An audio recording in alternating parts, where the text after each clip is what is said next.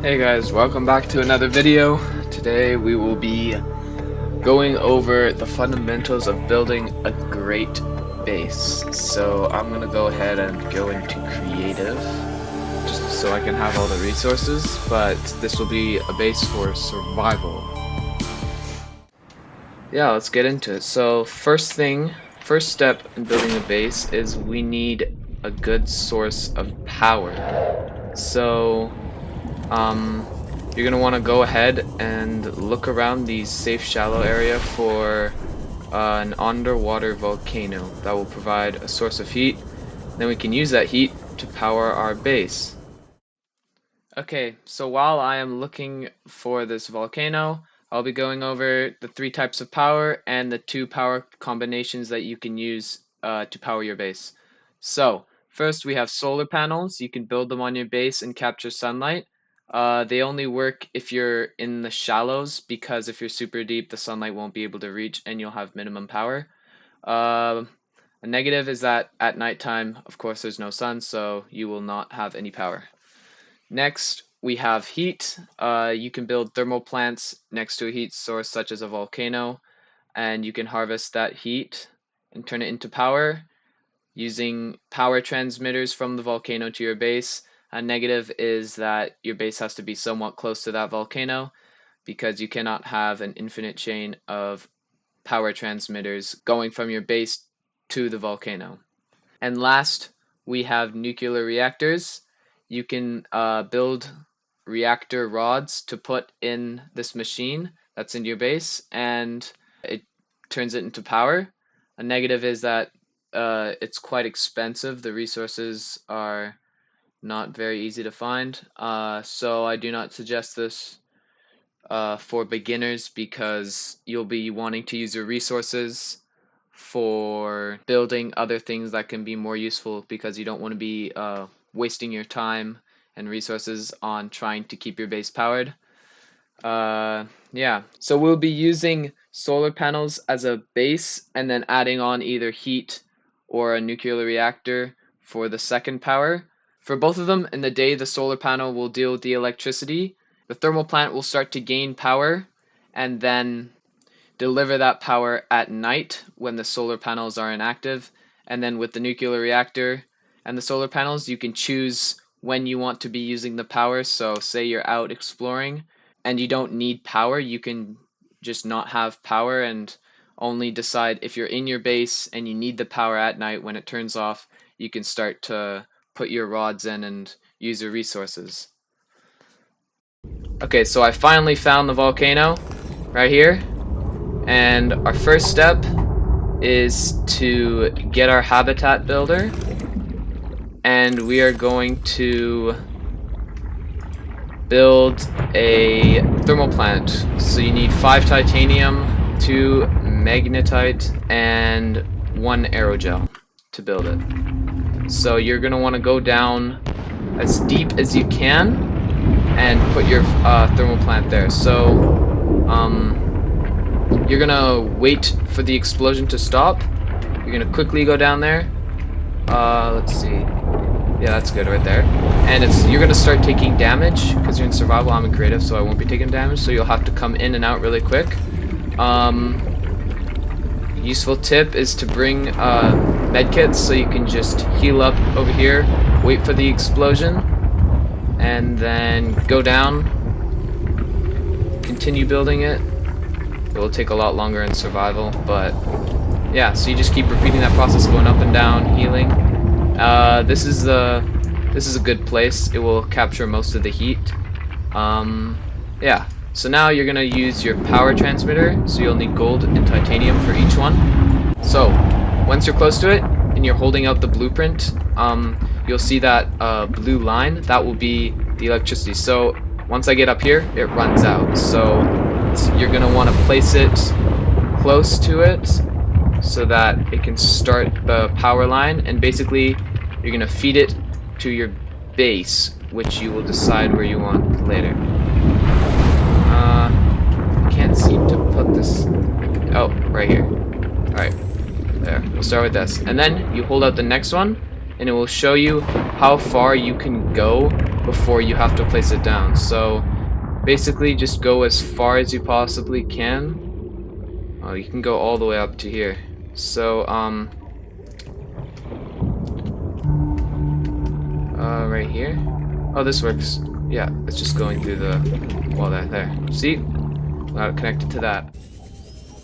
Alright, so now that you've got your wiring almost hooked up, you're gonna want to search around the safe shallows for a nice flat place to build your base.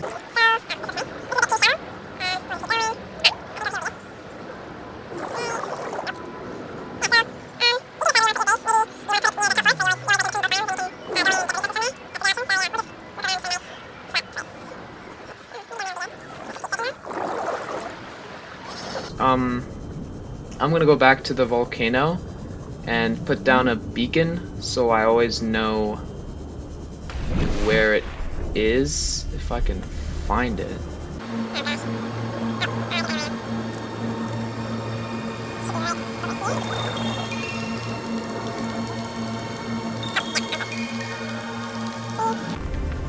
Ah, yes, found it. Alright. So I'm gonna go ahead. Oh. I'll need a fabricator to do that. Alright, I'm just gonna quickly build a fabricator so that I can build the beacon.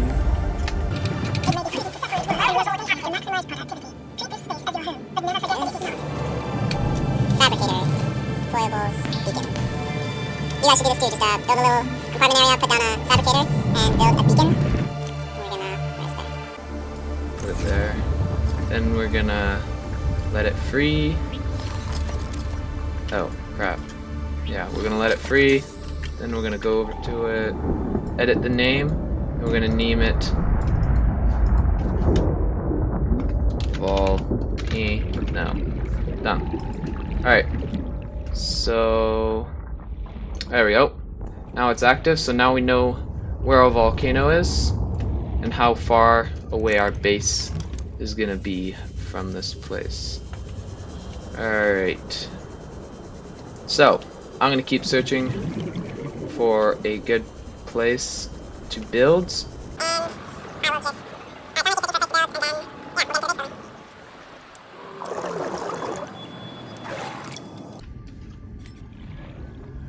Alright guys, so I found a pretty nice place to build your base. We've got kelp forest here, we've got safe shallows over there, and we also got this biome, I forget what it's called, but it has lots of quartz and salt to harvest, and it's like a nice little valley. Alright, so first step, we are going to build a moon pool.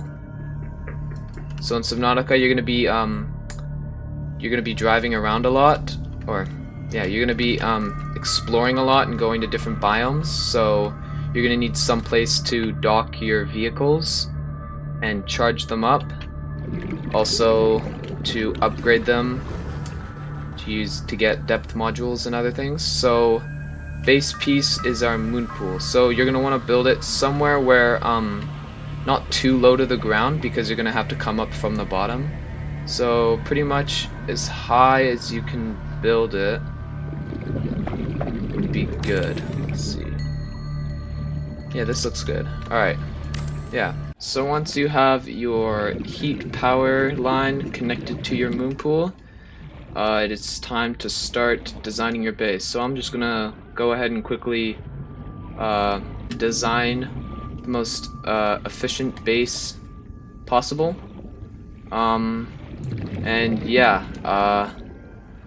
I'll show you step by step once I've completed it.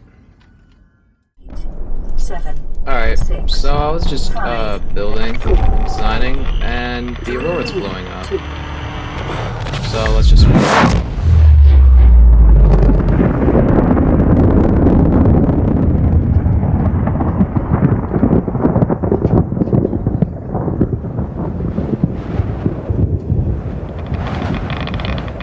For your convenience, the radiation suit has been added to your Oh, blueprint thanks. database. That was cool. Alright, I'll get back to building. Alright guys, I've spent about an hour designing this base. Features lots of space inside and is quite efficient. Alright, now I'll give you a tour of the inside.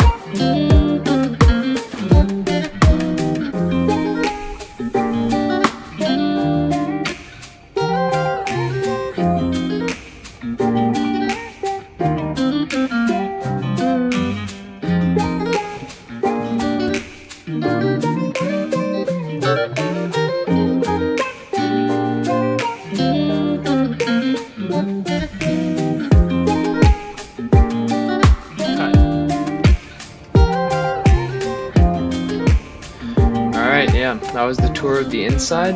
Now let's take a look at the features, and also I will be going to be giving you tips for building and to make it look very nice. Alright, so let's start on compartment modification. So here we just have a basic eye compartment, and with windows you can place them on either side of the eye compartment, but you can also place one on top and on the sides to give it that more rounded look. I think it looks much cleaner than leaving it by itself. With hatches, you can either place them on the front, you can place them on the sides, and you can place them on top of the compartments. So, when you are building in survival, you will have like a structure, like a number of how strong your base is, and windows look very nice and makes it look really good, but they come with a price. They make it less stable. When you're using windows to make your base look good, you leave, or the windows pretty much, they take up space when you could be reinforcing them. So instead of this window, I could be placing a reinforcement. So when you are building, depending on your environment, you'll have to decide where you want your windows to be, where you want them to be facing. So pretty much, if I had to decide, so like down here, right here, this really doesn't need a window here. This could be reinforced because you're looking out and you just see rock. I don't know, maybe you guys like rock, I don't, but yeah, so you'll have to decide which parts you reinforce and which parts you put windows. So yeah, you can put reinforcements on either side of your compartments. Alright, so now we're on to changing layers, so going up floors and going down. You will need to use 2 compartments and a vertical connector between both of them. And inside of there, you will then place a ladder to connect both floors, and that will allow you to go around much faster because it teleports you just right up to where the ladder ends. Can be very useful for getting up. And yeah. Alright, so now actually how the layout works. So you're gonna want to start with one foundation and then place one beside it, one beside that one beside that one, and then you will make a square of 4 foundations. This will be used for your vehicle that's not being charged in your moon pool, so you can rest it right here. And then once you do that, then you place your moon pool right above it. So then that gets rid of the these things, these support bars.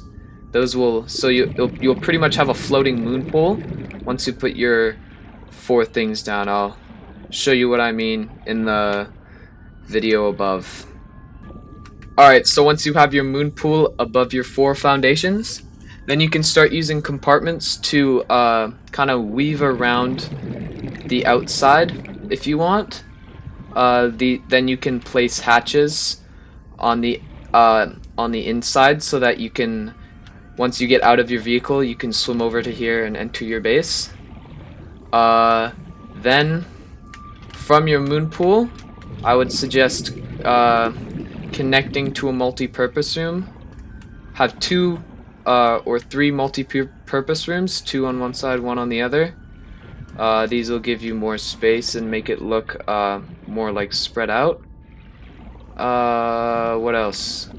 Oh yeah, you will need to place your solar panels on top of your base, at least in 3 spots. So I chose that multi-purpose room, this moon pool, and oh, I forgot the last one. Yeah, if you try to give them, like, I'm not sure if this is true or not, but I think if you give them like different angles, they can absorb different parts of the sun. Like if they were all facing that way and the sun's up there at like 1 o'clock and then it goes over there, the sun is not hitting these panels and it won't charge your base. That's I'm not sure if that's actually true. Yeah, so then we are on to the rooms. So scanner rooms are pretty useful when it comes to looking for resources, because you can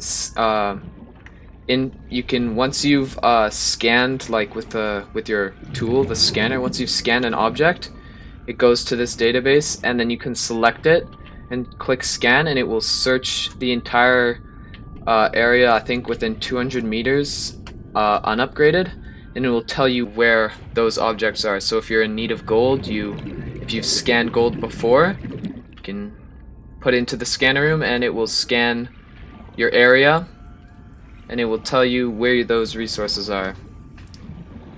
And next we have our garden.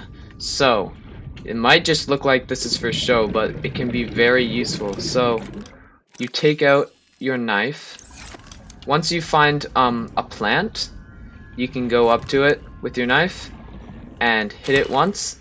If that little icon of the thing goes into your inventory, that means it's dropped a seed. Then you can place that inside of your exterior grow bed on top of the foundation. So you're probably wondering why these are useful. So you can take a rare, say you've gone really far away to gather some resources and you've come back. So you've brought with you, let's see, some ghostweed. It looks really cool.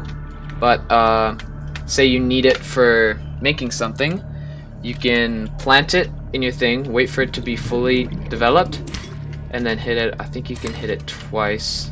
I'm not sure how many times you can hit it before it breaks. Let's see.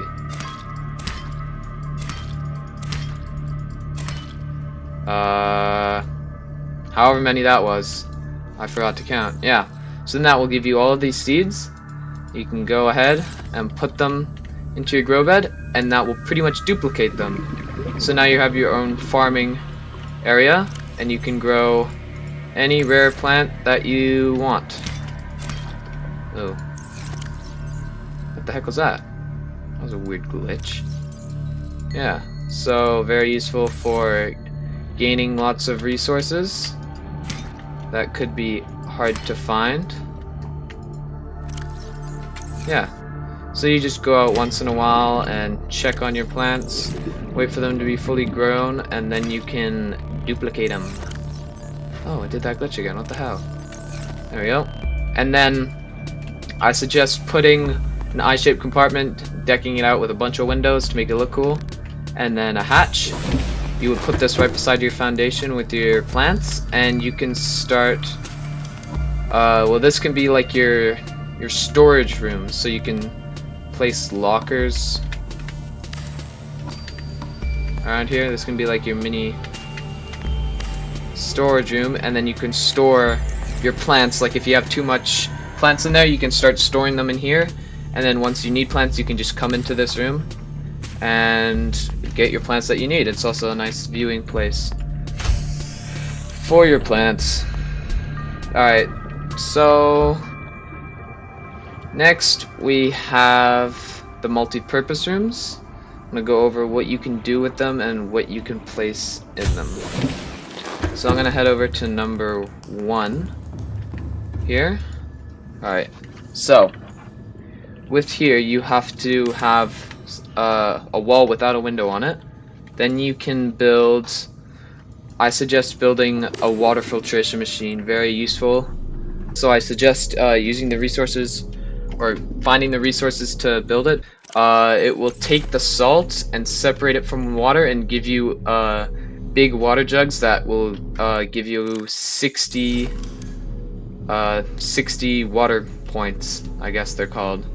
So I just suggest having these around, and then I just salt gets very, very annoying because it's not very useful. So I just take a trash can and put it like as close as I can to the water filtration machine to make it look like, oh, that's not right.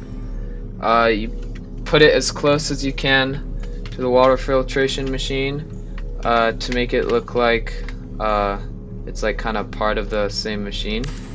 So basically, you put it there, and then you can, once you finish the water filtration machine, you'll get your salt up here and then your 2 water bottles here. Then you can take your salt and just put it in the trash can, and then it just disappears. Don't ask me where it goes, I don't know. So yeah, this is useful. Also, if you're using nuclear reactor for your power, this is where you place it. Place it right in the middle. Exercise caution when handling Yes. radioactive materials. Be very careful. Exposure It is risks explosion. corrupting your PDA recording of the circumstances of your death. Yeah, it can be very dangerous. It could explode. No, I don't know. I don't think it can. Yeah. So you just build your nuclear reactor rods. You put them in there, and it gives you power. Now, for decoration, you can put fish tanks here. Aquariums provide an ideal opportunity. Then you to can study start, alien fauna up close.